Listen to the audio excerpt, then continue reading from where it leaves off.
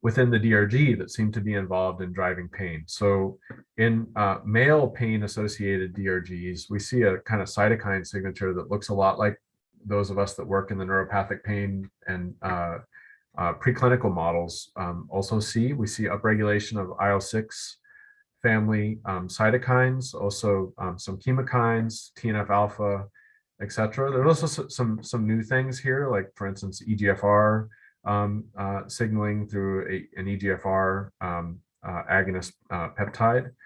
But again, it seems to be a strong component of IL-6 receptor or IL-6 family cytokines like oncostatin-M and leukemia inhibitory factor. But if we look in the female DRG, we really don't see these same cytokines and chemokines at all. We see a completely different kind of signature. Interestingly, we see upregulation of proenkephalin, which is likely coming from this unique human population of sensory neurons. We also see a strong upregulation in type 1 and type 2 interferon signaling. So interestingly, we don't see type 1 or type 2 interferons upregulated themselves, but it's the downstream signaling components of them. So, we're trying to better understand exactly how this happens, but, the basic picture is that we feel like we understand this kind of signaling in the male DRG that's likely driven by macrophage changes in gene expression. But in the female DRG, we really don't have a good idea of what's going on. And we're looking forward to being able to apply the same spatial sequencing technologies to these DRGs to get a better handle on which cell types are changing, if it's the DRG neurons or if it's other cell types within the DRG.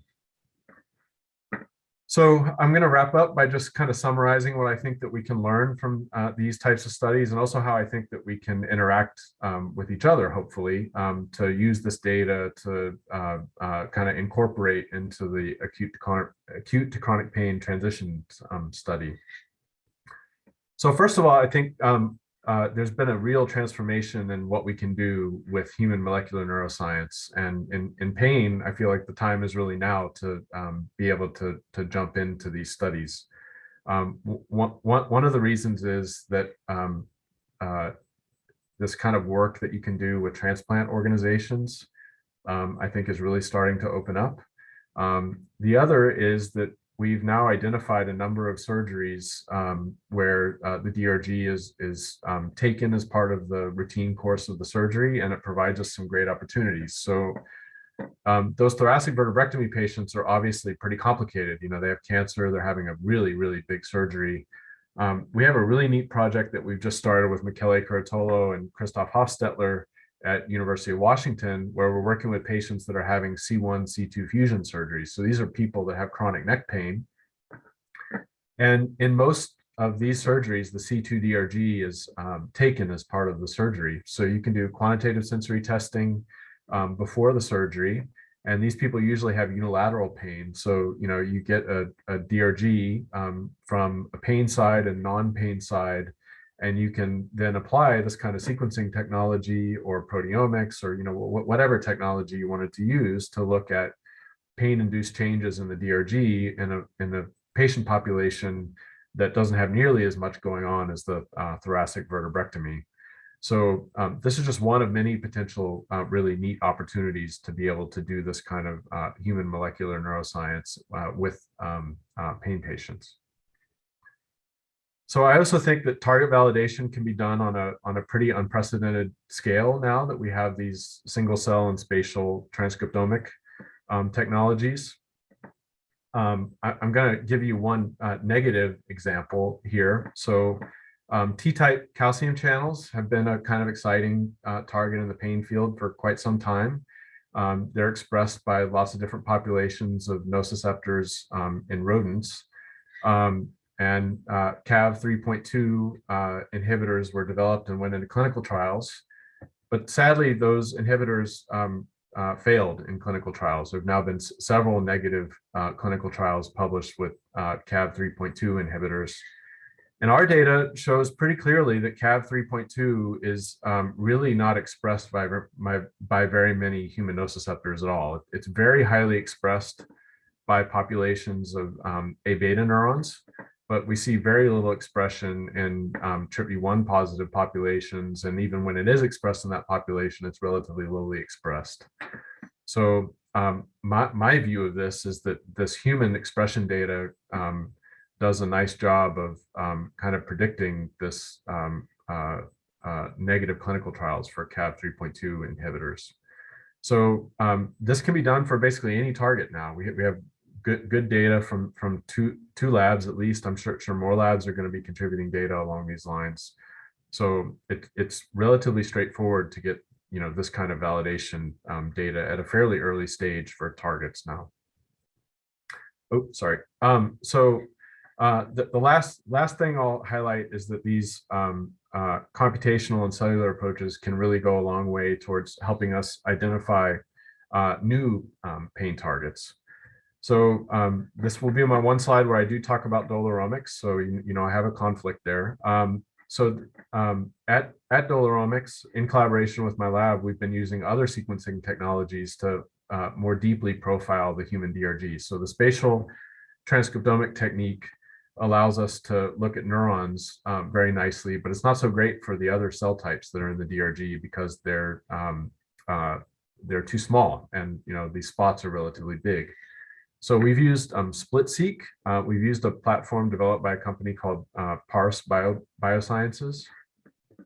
And with SplitSeq, we've been able to generate single cell sequencing for about 1 million human DRG cells. Many of those are neurons, but then we also have satellite glial cells, fibroblasts, immune cells, all kinds of different cell types within the DRG.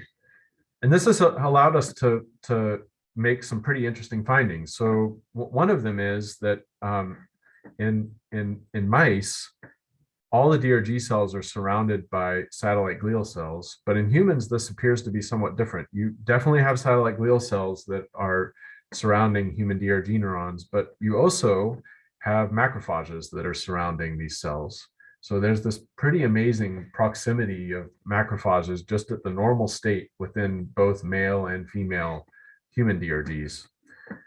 Another is that T cells, which are pretty rare within the mouse DRG, are regularly interspersed between neurons and the human DRG. So here's a mouse DRG where we see like 3 T cells within this entire DRG.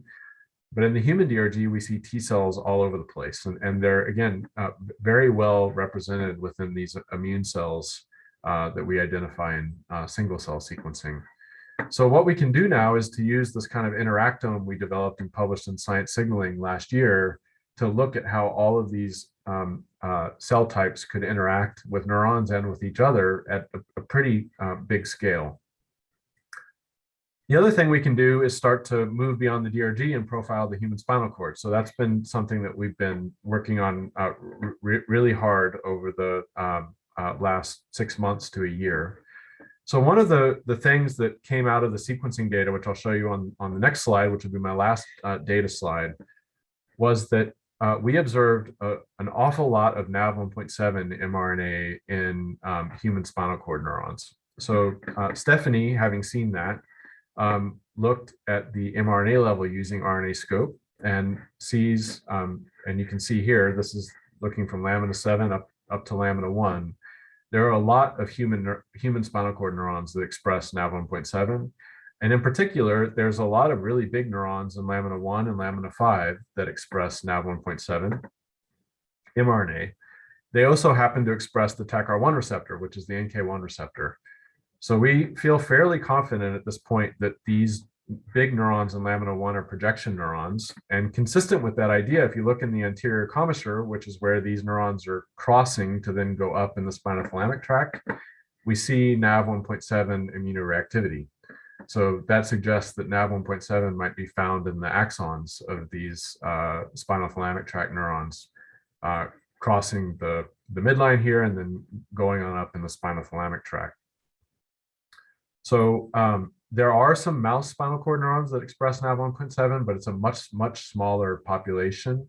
And Nav1.7 is not expressed in mouse spinothalamic tract neurons. So we've also done single cell sequencing using Parse Biosciences SplitSeq on close to 1 million human spinal cord neurons. We've done both the dorsal horn and the ventral horn. I'm just going to talk briefly about the dorsal horn. But we have a pretty large population of neurons, oligodendrocytes, and other cell types. Interestingly, we see natural killer and T cells in the human spinal cord. So, fairly convinced, and we dissected out the dorsal horn and ventral horn, so it's not like these are coming from the meninges or something like that. I think pretty convinced that there are T cells in the human spinal cord. We can break out these clusters of neurons, so we've identified at this point about 17 different subtypes of dorsal horn neurons that are found in the human spinal cord. And again, we see NaV1.7 expression a lot across many of these subtypes. We think this population here probably contains the projection neurons, and you see again that they co-express NaV1.7 and NK1. And then we can do this similar type of analysis for other cell types. So we, for instance, have done this for human microglia, and we did this in conjunction with Michael Burton's lab here at UTD. And here we made what I think is a pretty stunning observation, and that is that these human microglia clusters in the human spinal cord segregate almost entirely by sex. So over here on the left are all of the microglia subtypes from the male spinal cord, and over here on the right from the female spinal cord. So there seems to be a pretty astonishing sex difference in the phenotypes of microglia in the human spinal cord. We didn't see such sex differences for any of the other cell types in the human spinal cord. So I'll stop there, and I just want to again point out the really, really great people that I'm lucky to work with on this project. Deanna and Stephanie did most of the work on the human DRG. Pradipta did the bulk sequencing on the thoracic vertebrectomy patients. Jackson Brower at Billeromix did the sequencing on the human spinal cord. And then again, it's been a really great collaboration with all my colleagues here at UTD, with Michele at University of Washington, Rob at WashU, and then my wonderful colleagues at MD Anderson as well. So thank you very much. I'm happy to take questions. Thank you, Ted, so much for that fascinating talk. I have some questions in the chat, but I'm going to go right to Anne Murphy, who had her hand up first, if you want to ask a question, Anne. Ted, that was an amazing talk as always. Thanks. So I have two quick questions. The first one is in your spatial sequencing data, beautiful data, but have you ever considered looking at the impact of advanced age? I'm assuming those for adults. And if you ever look at advanced age, I've got 2-year-olds, bright dolly rats with spinal cords just waiting for somebody to take them. So, and then my second question, I'll just ask both real quick. Your data from your the vertebrectomy patients, the sex differences, did you attempt to equate the pain for these two, for the sexes in any way? Oh yeah, that's a great point. So let's start with the first question. So most of the organ donors that we recover tissue from are relatively young, so between 20 and 50. They tend to be between 30 and 50. But we do recover from some that are up to about 70 years old. And we have looked at if there are any trends of changes in gene expression by age, and we have seen some interesting things.